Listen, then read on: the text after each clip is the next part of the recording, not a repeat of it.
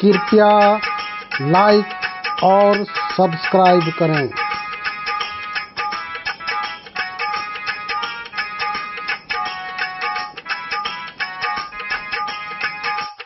साधु भोरा जग कली, निस दिन फिरै उदास।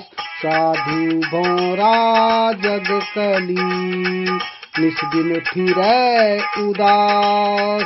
टूक टूक वहाँ बिलम्बिया, जहाँ शीतल सद निवास। कबीरा शीतल सब निवास। संत कबीरदास जी अपने इस दोहे में कहते हैं कि साधु संत भंवरों के समान होते हैं और सांसारिक प्राणी कली और फूल हैं।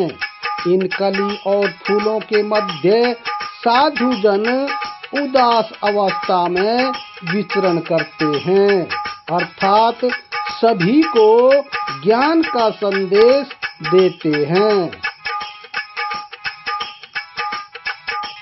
जब लग भक्ति सा काम है, तब लग निष्फल सेव। जब लग भक्ति सा काम है, तब लग निष्फल सेव। कहें कबीर वह क्यों मिले, निह काशी निज देव। कबीरा निह काशी निज देव।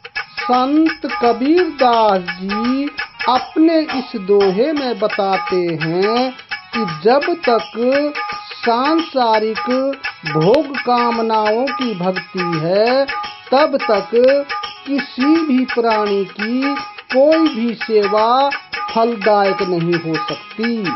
उनके जीवन का कल्याण का मार्ग नहीं खुल सकता। कबीर जी कहते हैं कि जो प्राणी कामना रहित होकर आत्मचिंतन करेगा, वही भव सागर से पार होगा।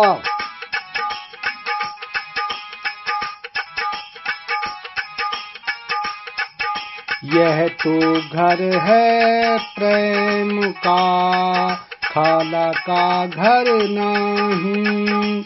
यह तो घर है प्रेम का, खाला का घर नहीं। शीश उतारे भूमि धरे, तब घर बैठे माही। कबीरा तब घर बैठे माँ।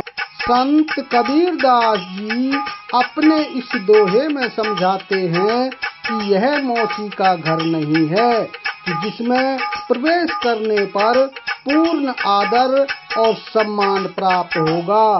यह प्रेम रूपी घर है। इस प्रेम रूपी घर में प्रवेश करने के लिए कठिन साधना की आवश्यकता होती है।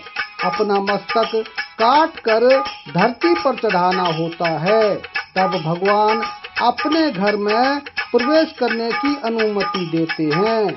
अर्थात अपना तन मन सब कुछ प्रभु के चरणों में अर्पित कर देना चाहिए। सबसे ते लघुताई भली, लघुता से सब होय। सबसे ते लघुताई भली, लघुता से सब होय।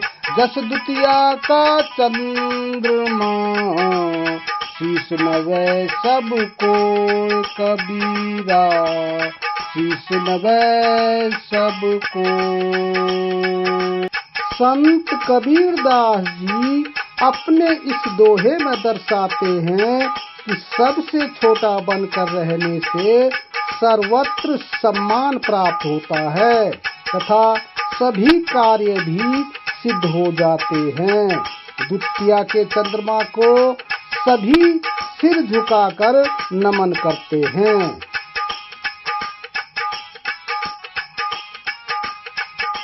लाख शीश तू दे चुका, यमराज की भेंट। लाख शीश तू दे चुका यमराज की भेंट, एक शीश तूने ना दिया सतगुरु को कभी भेंट कबीरा, सतगुरु को कभी भेंट।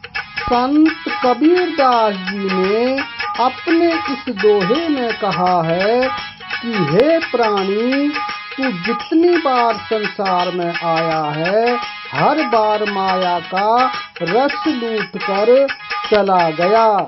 एक बार भी तूने सतगुरु की शरण में आके अपना सर्वस्व अर्पण नहीं किया, फिर तेरा जन्म मरण कैसे बंद हो सकता है। वीडियो आपको कैसा लगा कमेंट बॉक्स में अवश्य लिखें। धन्यवाद।